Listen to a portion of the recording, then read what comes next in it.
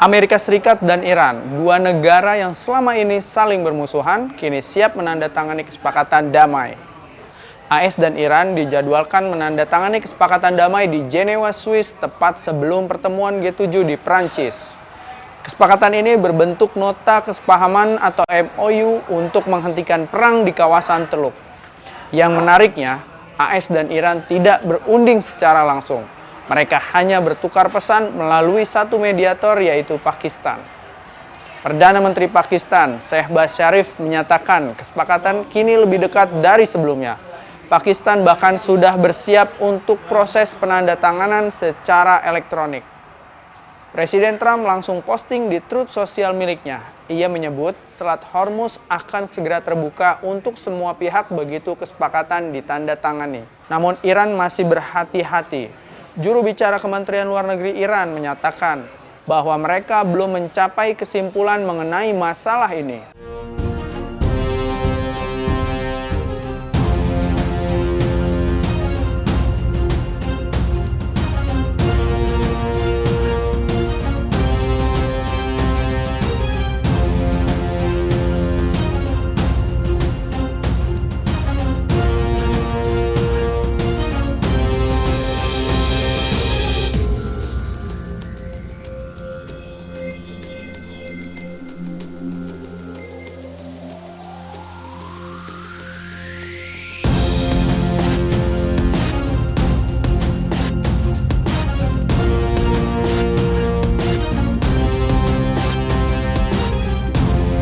Lalu apa sebenarnya yang ada di dalam draft kesepakatan ini? Kantor berita Iran, Mehr News Agency, membocorkan draft nota kesepahaman antara AS dan Iran yang berisi 14 poin. Pertama, perang dihentikan segera dan permanen di semua front termasuk Lebanon. Kedua, AS berkomitmen tidak campur tangan dalam urusan internal Iran. Ketiga, AS menarik pasukan dari sekitar Iran. Keempat, AS dilarang mengerahkan pasukan tambahan manapun, memberlakukan sanksi baru selama negosiasi. Kelima, blokade Angkatan Laut AS terhadap Iran dicabut dalam 30 hari. Keenam, Selat Hormuz dibuka kembali dalam 30 hari tetap di bawah kendali Iran. Ketujuh, ada mekanisme pemantauan untuk mengawasi jalannya perjanjian. Kedelapan, sanksi atas minyak dan petrokimia Iran ditangguhkan. Kesembilan, Iran mendapat akses penuh ke sistem keuangannya. 10.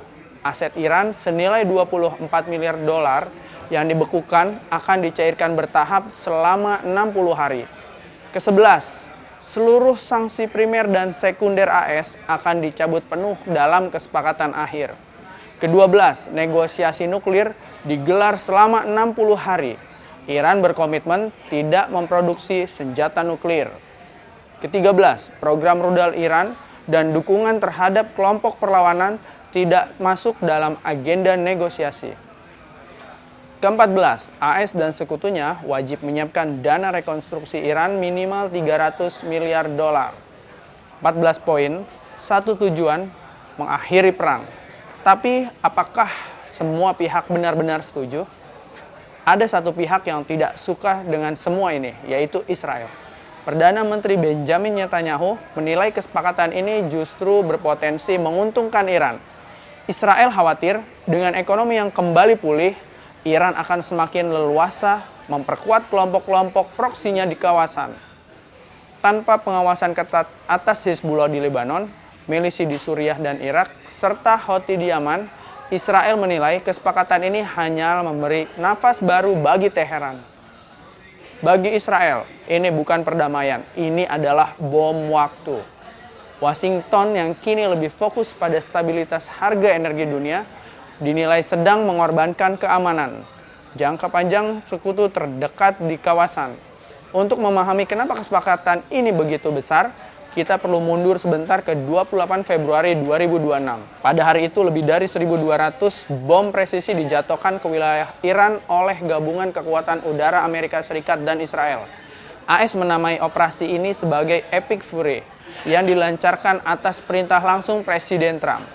Menteri Pertahanan AS, Pete Hegseth, menyebutnya sebagai operasi udara paling mematikan, paling kompleks, dan paling presisi dalam sejarah militer Amerika Serikat. Target utama serangan bukan sembarang lokasi. Kompleks kantor pemimpin tertinggi Iran, Ayatollah Ali Khamenei di Teheran, menjadi sasaran utama. Serangan itu terjadi tepat saat rapat para pimpinan senior dan Iran berlangsung. Keesokan harinya, media pemerintah Iran mengonfirmasi hal yang mengejutkan. Khamenei tewas dalam serangan itu bersama putri, menantu, dan cucunya.